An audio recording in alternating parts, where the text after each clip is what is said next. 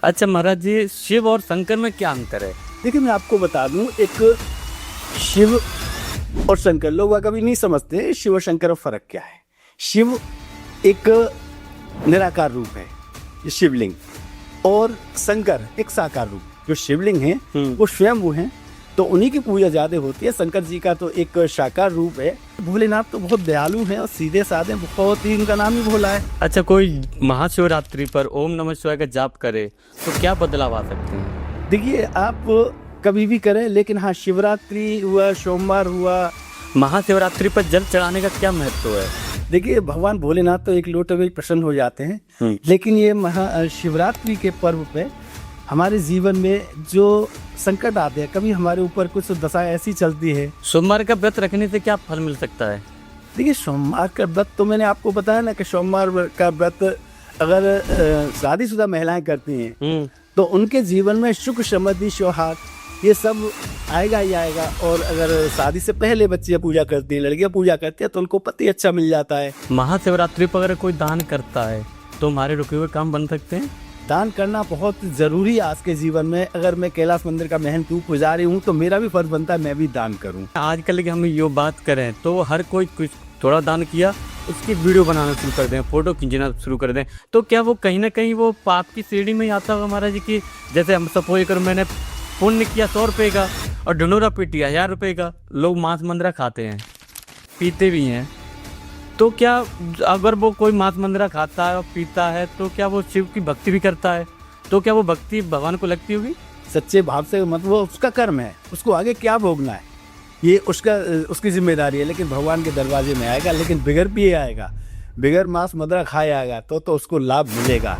तो कुछ ऐसी घटना बताई कि जो लोग सुनना चाहें कि बाबा वास्तव में कृपा करते हैं।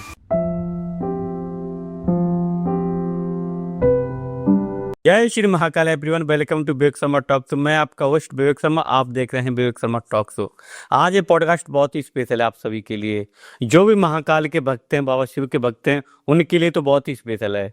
आज हम बात करने जा रहे हैं आगरा के बहुत ही प्रसिद्ध कैलाश बाबा के बारे में कि कैलाश बाबा यहाँ कैसे विराजमान हुए, ये कहाँ से आए, कैसे इनकी स्थापना हुई। तो इन सभी और महाशिवरात्रि पर अपने जीवन को हम कैसे धन्य बनाएं, भगवान शिव की कैसे पूजा करें, कैसे पाठ करें, बेलपत्र चढ़ाने का क्या महत्व होता है, भगवान पर जल चढ़ाने का क्या महत्व होता है, दूध का क्या महत्व है, अगर हम दान करते हैं तो उसका क्या महत्व है। तो इन सभी सवालों के जवाब देने के लिए हमारे साथ हैं कैलाश बाबा के महंत श्री विजय गिरी जी महाराज जी, जो कि बाबा भोलेनाथ के अंग श्रृंगारी सेवक हैं। तो बात करते हैं बहुत ही स्पेशल गेस्ट। कैसे हैं आप? बहुत कुशल, बढ़िया। महाराज जी, मैं आपसे सबसे पहला सवाल करना चाहूँगा कि जो कैलाश बाबा का जो इतिहास है जी, वो क्या है, कहाँ से कैसे प्रकट हुए थे? अच्छा देखिए मैं आपको बता दूं, महर्षि परशुराम और उनके पिता यमदग्नि ऋषि, रेणुका आश्रम है जो कि आधुनिकता के नाम से जाना जाता है। रेणुका उनकी माता जी का नाम था। वहीं पिता पुत्र भोलेनाथ की सेवा किया करते थे, पूजा अर्चन किया करते थे। उसके बाद पहले मंत्र विद्या चलती थी, मंत्रों के माध्यम से कैलाश पर्वत भोलेनाथ की सेवा के लिए जाया करते थे प्रतिदिन। वृद्धावस्था आई, शक्ति भी छीड़ हुई, तो सोचा अब क्या करें, अब तो आना जाना संभव नहीं है। तो भगवान से प्रार्थना की, प्रभु अब क्या करें। तो प्रभु ने आदेश दिया कि यहाँ से एक एक पाषाण ले जाके अपने स्थान पर विराजमान करें। मैं तो यहाँ के कड़कड़ में विराजमान हूँ, तो वहीं आप मेरी सेवा पूजा किया करें। तो वहां से दोनों पिता पुत्र एक एक शिवलिंग लेके चले। तो ऐसे ऋषि मुनि संध्या काल के लिए, मतलब नियम के बहुत पक्के होते थे, तो संध्या हुई, संध्या वंदन के लिए उन्होंने दोनों पाषाणों को वहां रख दिया, शिवलिंग के रूप में रखा। यमुना नदी का किनारा था, यमुना नदी पे अपना संध्या वंदन किया, स्नान किया। उसके बाद फिर शिवलिंगों को उठाया तो वो नहीं उठी। काफी प्रयास किया, परशुराम जी को क्रोध भी आया। आकाशवाणी हुई, ऋषियों मेरा नाम अश्लेश्वर है, अब मैं यहाँ से उठ नहीं सकता हूँ, अब आप यहाँ मेरी सेवा पूजा किया करो। तब से ये दोनों शिवलिंग यहीं विराजमान हैं। फिर मुगल वो काल चलता रहा। वो वहाँ से 2 किलोमीटर रेणुका आश्रम है, अपने जो है फिर पैदल आते थे भोलेनाथ की सेवा करने के लिए। मुगल काल में फिर वहाँ मिट्टी आती थी, बार बार दोनों शिवलिंगें मिट्टियों से ढक गई। उसके बाद हमारे पूर्वज रहा करते थे ग्राम सभा स्वामी, वो आज भी कैलाश मंदिर जो है ग्राम सभा स्वामी में ही लगता है। अच्छा। जबकि स्वामी गांव अलग था, वहां हम रहते थे। यहाँ से करीब आधा किलोमीटर जो रामलाल वृद्ध आश्रम बना हुआ है, उस जगह पे वो पहले हमारा गांव हुआ करता था स्वामी करके। वहां से हमारे पूर्वज आते गाय चराने के लिए, कुछ ग्वाला आते थे, गाय चरने के लिए आती थी। एक गाय स्वतः ही अपना दूध वहां पे निचोड़ती थी झाड़ी। जहाँ पर ये शिवलिंग है जी। तो जब ग्वाला ने देखा कि ये क्या है, तो उसने गांव में जाके बताया कि हो सकता है कोई खजाना हो या कोई कुछ भी हो सकता है। वहां बताया तो वहां से फावड़े तसले लेके आए, वहां खुदाई की, इतनी खोदा कि वहां पानी थोड़ा कम गहराई पे है, नदी का किनारा है। वहां से फिर पानी निकल आया, उनका कहीं एंड नहीं मिला। फिर आसपास आजू बाजू में उनको जो खोदा गया, तो वहां शिलालेख पे कुछ ऐसा लिखा मिला कि महर्षि परशुराम उनके पिता यमन ऋषि द्वारा स्थापना शिवलिंग है। तो उसके बाद फिर चर्चाएं होती रही, शहर में थोड़ी पगडंडी थी, शहर में चर्चा हुई, लोग आते रहे, जिसने जो मांगा उसको वो भोलेनाथ ने दिया। फिर बहुत चर्चा हुई, एक राजा थे, उनके पुत्र की प्राप्ति नहीं हुई, उन्होंने पुत्र मांगा, उसको पुत्र दिया, तो उन्होंने राजा खेतरी थे, उन्होंने यहाँ का रोड बनवाया कैलाश मंदिर का। अच्छा। फिर एक और मुगल काल में एक शासक हुए थे, उनकी पत्नी भी खो गई थी, शिकार करते करते जंगल में चले गए, वहाँ आके रुके। तो हमारे जो पूर्वज रहा करते थे, उन्होंने कहा भैया भोलेनाथ से प्रार्थना करो, हो सकता है वो आ जाए। वो प्रार्थना की, भोलेनाथ के मंदिर में बैठे रहे। छोटा सा मंदिर था, कुटिया थी थोड़ी सी। तो वहां से उन्होंने देखा कि मेरी पत्नी वहां से जमुना बल्ली बाग से घोड़े पे सवार होकर वापस आ रही हैं। तो उन्होंने भी काफी किया। तो वहाँ एक धर्मशाला भी है जो कि श्याम कुटी के नाम से फेमस है। तो यूँ करके वहाँ अब मैं समझता हूँ कि 300 साढ़े 300 धर्मशाला है। नहीं, जंगल था, ऐसे स्थान जंगल में कौन तो इतने घाट बनवाया करे, 3 4 5 घाट है, इतने मजबूत है, पक्के हैं और अच्छी अच्छी बिल्डिंगें बनी हुई है। वहाँ इतनी शक्ति है, तभी तो ऐसा हुआ। तो आज भी वहाँ 300 धर्मशालाएं हैं। फिर हम ही लोग वहाँ की सेवा पूजा करने लगे, हमारे पूर्वज। उसके बाद फिर शहर के लोग भी आने जाने लगे, जिसने जो मांगा उसने मंदिर का निर्माण कराया, जीर्णोद्धार कराया।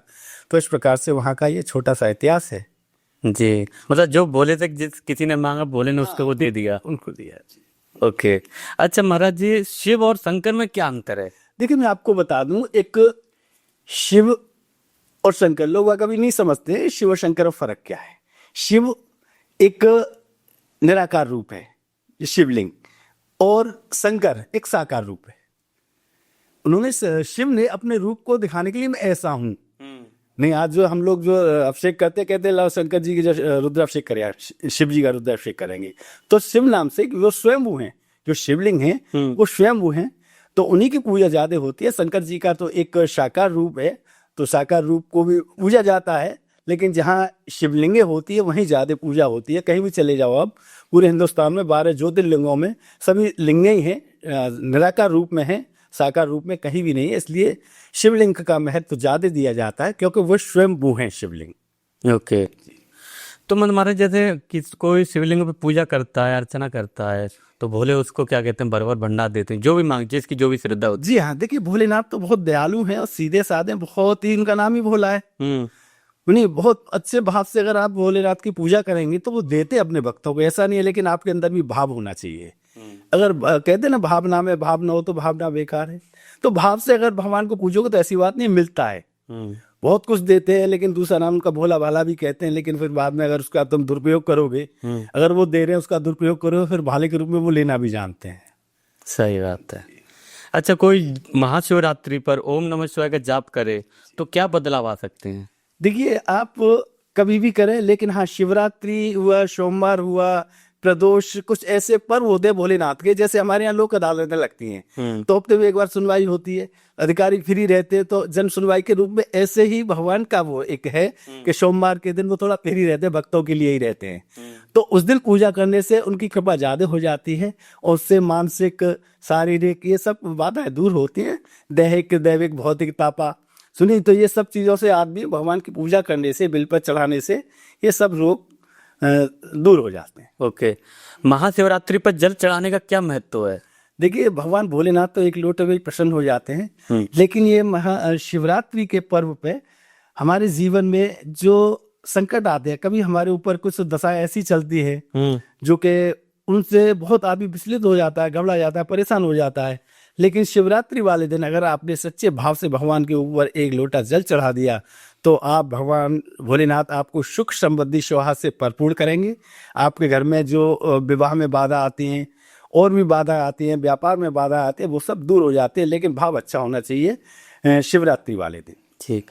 महाशिवरात्रि पर अगर कोई दूध का अभिषेक करता है तो क्या जीवन बदलाव आ सकते हैं? देखिए, जीवन बदलाव दूध के अभिषेक में एक चीज है, अभिषेक कई प्रकार के होते हैं। जी। तेल से भी होता है, गन्ने के रस से भी होता है और दूध से भी होता है। दूध से रुद्राभिषेक करने से सुख, समृद्धि और सौहार्द, ये तीनों सब तरह की प्राप्ति होती है। और गन्ने के जल से भगवान का रुद्राभिषेक करने से सिर्फ धन की प्राप्ति होती है। और बाकी लोग तेल से भी करते हैं, शनि की ग्रह दशा होती है उसके लिए तेल से अभिषेक किया जाता है। तो ये नाना प्रकार की विधियां हैं।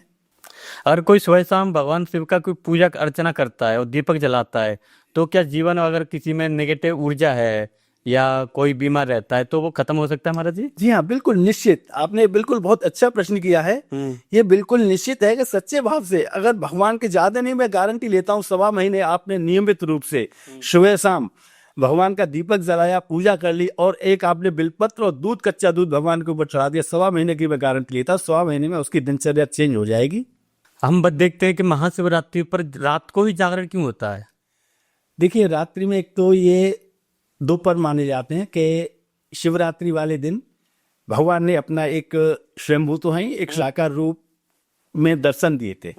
और उसी दिन एक इनकी शादी का भी एक पर्व मान के, रात्रि के समय शादी होती है, शादी का पर्व मानते हुए शंकर जी की पूजा रात्रि में ही की होती है और उसका ही प्रभाव ज्यादा होता है रात्रि की पूजा का। अच्छा महाराज, जैसे कि हम देखते हैं कि जो माताएं बहनें होती हैं भगवान शिव की आराधना करती हैं, बताते हैं कि भगवान शिव, वो चाहती हैं कि मेरा पति शिव जैसा हो क्योंकि भोले भंडारी हैं वो, तो उनकी आराधना करती हैं। तो भोले पे क्या हम श्रद्धा भाव से पूजा करते हैं जिसमें कि माताएं बहनें हैं उनको शिव जैसा भक्त मिले, पति मिले?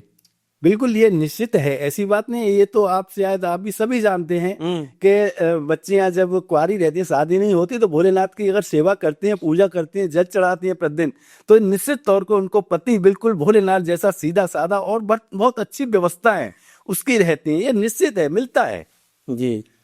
नहीं, भोलेनाथ जैसा सीधा साधा पति भी मिलता है उनको। लेकिन शादी से पहले अगर ये पूजा भगवान की उन्होंने की है तो निश्चित तौर से ये संभव है। सोमवार का व्रत रखने से क्या फल मिल सकता है? देखिए, सोमवार का व्रत तो मैंने आपको बताया ना कि सोमवार का व्रत अगर शादीशुदा महिलाएं करती हैं तो उनके जीवन में सुख, समृद्धि, सौहार्द ये सब आएगा ही आएगा। और अगर शादी से पहले बच्चियां पूजा करती हैं, लड़कियां पूजा करती हैं, तो उनको पति अच्छा मिल जाता है। बस ये सब चीजें। महाशिवरात्रि पर अगर कोई दान करता है तो हमारे रुके हुए काम बन सकते हैं? देखिए, ऐसा है कि दान एक अलग चीज हो गई। नहीं, दान करने से सुख भी मिलता है और समृद्धि भी मिलती है, धन भी बढ़ता है। दान करना बहुत जरूरी है आज के जीवन में। अगर मैं कैलाश मंदिर का मेहनतू पुजारी हूं तो मेरा भी फर्ज बनता है मैं भी दान करूं, क्योंकि दान में से दान करना महादान होता है।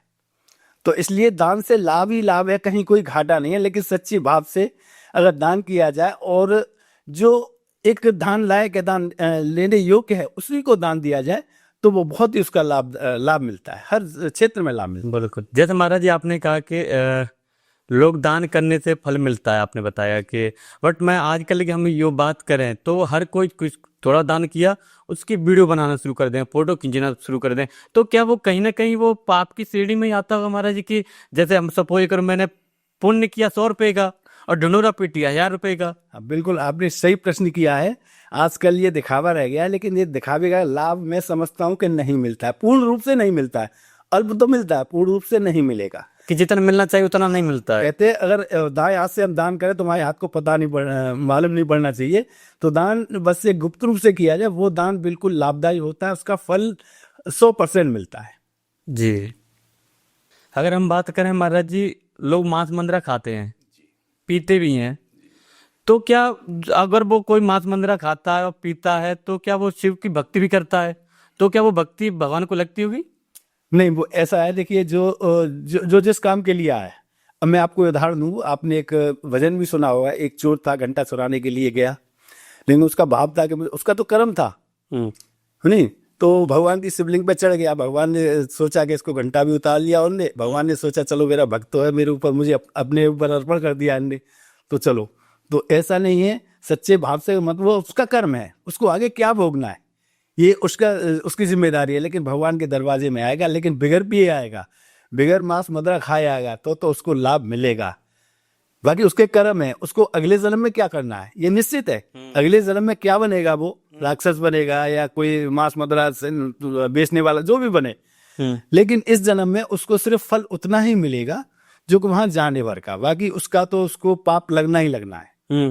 बहुत सारे महाराज जी हम देखते हैं कि अपने माता पिताओं को खाना तक नहीं देते हैं और भंडारे करा रहे हैं और फिर जाके नहीं तो कहते हैं कि हम इतना दान पुण्य किया, तो क्या वो कहीं ना कहीं पाप लगेगा उनको? देखिए मैं आपको बता दूं कि ये उचित भी नहीं है। आप भंडारा करा रहे हैं, आजकल तो दिखावे के रूप में ज्यादा करा दें, कह रहे साहब हमने भंडारा कराया, ये कराया, वो कराया। लेकिन सबसे पहले माँ बाप कुछ नहीं करें। अगर आपके अंदर सक्षम हैं, आप पैसा ऐसा कमा रहे हैं जिससे हमारे पास बच रहा। मैंने अभी आपको बताया ना कि मेरे पास अगर पैसा बचता है तो मैं कहीं ना कहीं दान लगा देता हूँ, दान में। तो नहीं, मैंने मेरे यहाँ मेहतर थी एक बच्ची, झाड़ू लगाती थी, उसकी शादी थी। तो बोले, मुझसे चाचा जी कहती थी, बोले चाचा जी मेरी शादी में क्या दोगे? मेरे मुंह से निकल गया तुझे फ्रीज दूंगा। अब मैं अपनी सच्ची घटना बता रहा हूँ। तो उसके बाद 3 साल बाद उसकी शादी हुई। चाचा जी मेरी शादी आ गई है फलानी तारीख की। मैंने अच्छा बेटा आएंगे। मुझे ध्यान था, मैंने फ्रीज का बोला। उस समय मेरी स्थिति ठीक नहीं थी, लेकिन मेरा भाव था कि इसको कुछ करना है। तो मैंने कहा ठीक है बेटा। यानी मेरा एक डूबा हुआ 5,000 रुपया मुझे मिला। मैंने तुरंत ले जाके घर भी नहीं बताया, ले जाके उस बेटी को दे आया। उसके बाद फिर और भाव जगह मैंने और कुछ करना चाहिए, मतलब भाव जगते जगते फिर मैंने उस बेटी की शादी में 18,000 रुपए मेरे पास जो व्यवस्था बनी मैंने दिया। उसका फल मुझे ये मिला कि मेरी बेटी की शादी इतनी अच्छी हुई। मेरे पास कुछ भी नहीं था, तो इसका ये फल मिलता है, कहीं ना कहीं फल मिलता है। महाशिवरात्रि को साल की अंधेरी रात कहा जाता है, ऐसा क्यों? देखिए इसके लिए शिवरात्रि वाले दिन अंधेरी रात यूँ होती है कि शंकर जी जब पाताल लोक से, अभी सर्दी है तो उनकी धुन इस समय पाताल लोक, लेकिन जब पाताल लोक से शिवरात्रि वाले दिन वो अपने इस आएंगी धरा पर, तो गर्मी हो जाती है शुरू, आपको मालूम ही है। तो इसलिए उस रात्रि को अंधेरा ही बनाया गया है, क्योंकि उनकी एक ज्योति हमारे यहाँ देखने को मिलती है। हमारे कैलाश मंदिर पे अगर हम रात को सही 12 बजे, 12:30 बजे जमुना किनारे खड़े हो जाएं तो एक यानी यमुना नदी में से एक लो टाइप ऊपर आकाश की तरफ जाती है, तो वो इसलिए वो अंधेरी रात कहा जाता है।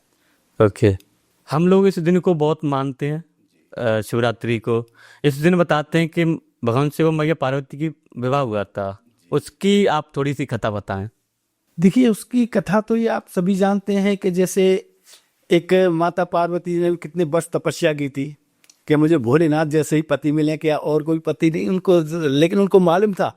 आज भी इसीलिए लड़कियां जो समझदार हैं कि मुझको कैसा पति चाहिए, तो माता पार्वती जी ने कितने 2 जन्मों तक तपस्या की भोलेनाथ के लिए कि मुझे भोलेनाथ ही मुझे पति के रूप में चाहिए।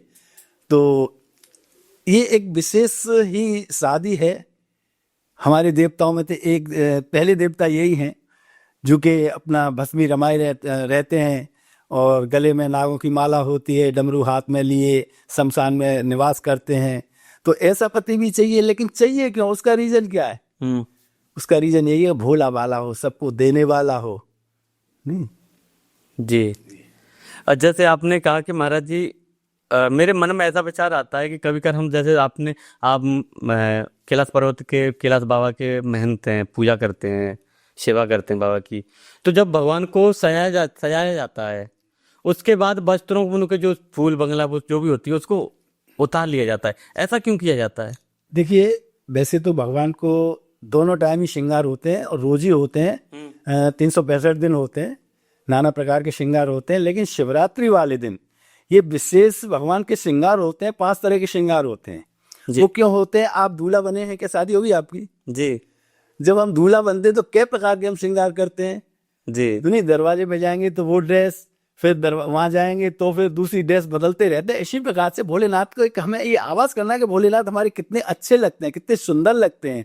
इसलिए उनको नाना प्रकार से हम उनका स्वरूप बनाते हैं, नई नई पोशाकें पहनाते हैं, नया नया श्रृंगार करते हैं, क्योंकि वो उस दिन एक दूल्हे के रूप में, जैसे दूल्हे को सजाया जाता है शादी वाले दिन, ऐसे ही उस दिन उनकी शादी थी, तो इसीलिए उनको जो है नाना प्रकार के श्रृंगार के साथ उनको सुसज्जित किया जाता है।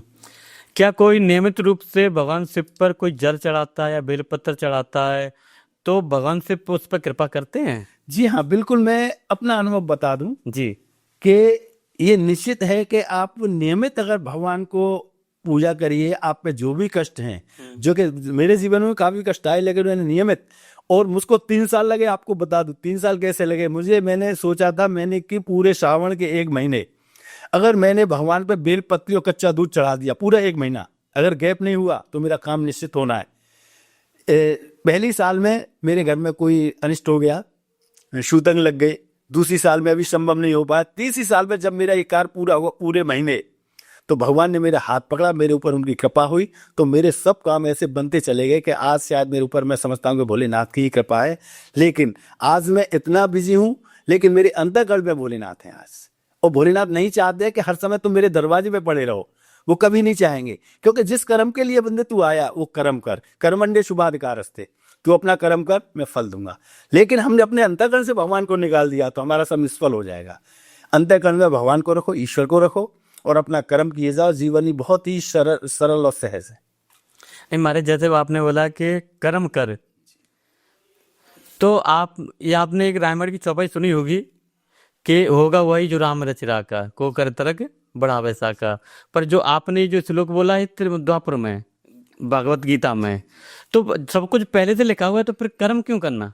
कर्म क्या करना है जी। अब देखिए, मैं आपको बता दूं एक बहुत घटना क्या है, ये निश्चित संभव है कि पहले सृष्टि की रचना नहीं होती तो आदि मानव हुआ करते थे, उनको ज्ञान नहीं था, कच्चा मांस खाते थे, नंगे रहते थे। उसके बाद जब भगवान ने इंसान को बुद्धि दी, विवेक दिया, ज्ञान दिया, आंखें दी, चेहरा, सब कुछ दिया, उसका नाम रख दिया आदि मानव से हटा के क्या रखा? मानव।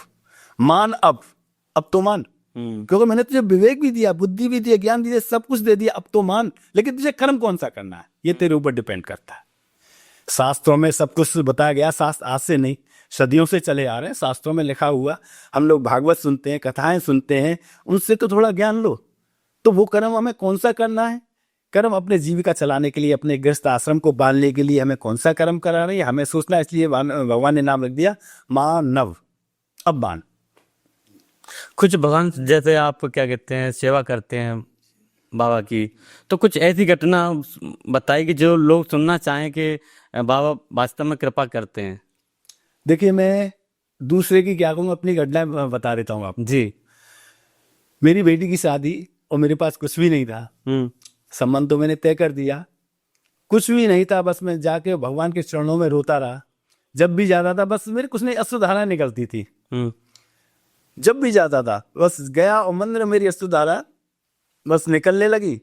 मैं बड़ा चिंतित, 1 महीना शादी को, मेरे पास कुछ भी नहीं था, लेकिन भगवान की ऐसी कृपा हुई कि शायद मैं समझता हूँ कि ऐसी शायद कोई अच्छे पैसे वाले की नहीं हुई होगी। नहीं, इतनी अच्छी शादी हुई कि कोई किसी प्रकार का, अक्सर शादियों में विवाद होते हैं, नहीं बाराती भी लड़ लेते हैं, नहीं आपस में नाना प्रकार के, हाँ, समधी का भी झगड़ा हो जाता है, लेकिन ऐसा कोई विवाद, किसी प्रकार की कोई अप्रिय घटना नहीं घटी। बहुत अच्छी शादी हुई। तब से भोलेनाथ पे मुझे इतना विश्वास है कि बारे भोले, तो जैसा हो तो भगवान ऐसा ही हो बस, लेकिन सच्चा भाव होना चाहिए। अगर जिस दिन भगवान के चरणों में तुम्हारे 2 अश्रु गिर गए, वो सच्चे अंतःकरण से गिरेंगे, तो उस दिन ही बस भगवान तुम्हारी उस मनोकामना को तो पूर्ण करेंगे ही करेंगे, ये निश्चित तौर से। जी।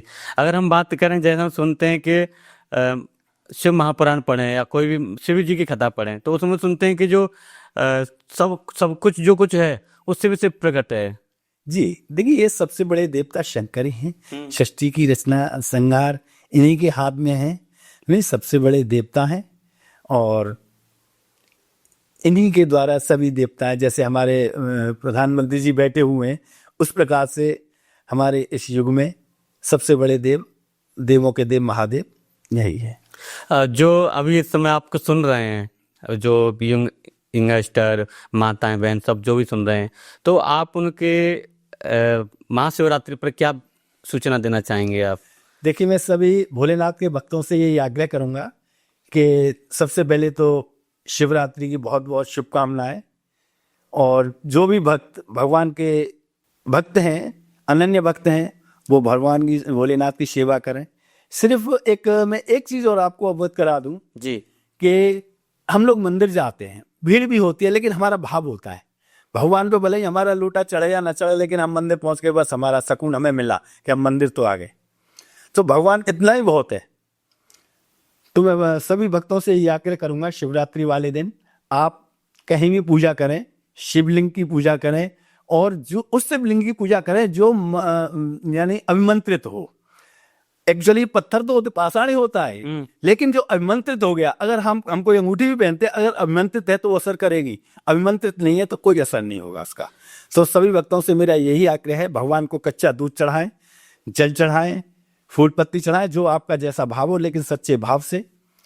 और आप सभी मंदिरों में जहाँ जिसके नज़दीक जो मंदिर पड़ता है, और भोलेनाथ की सेवा करें, क्योंकि हमारा सनातन युग चल ही रहा है, हम सब सनातनी हैं। जब तक भगवान की कृपा नहीं होगी तब तक कुछ भी नहीं है। तो भगवान की कृपा बनाए रखने के लिए आप लोग शिवरात्रि के महापावन पर्व को बहुत धूमधाम से और बड़े अच्छे भाव से आप मनाते रहें।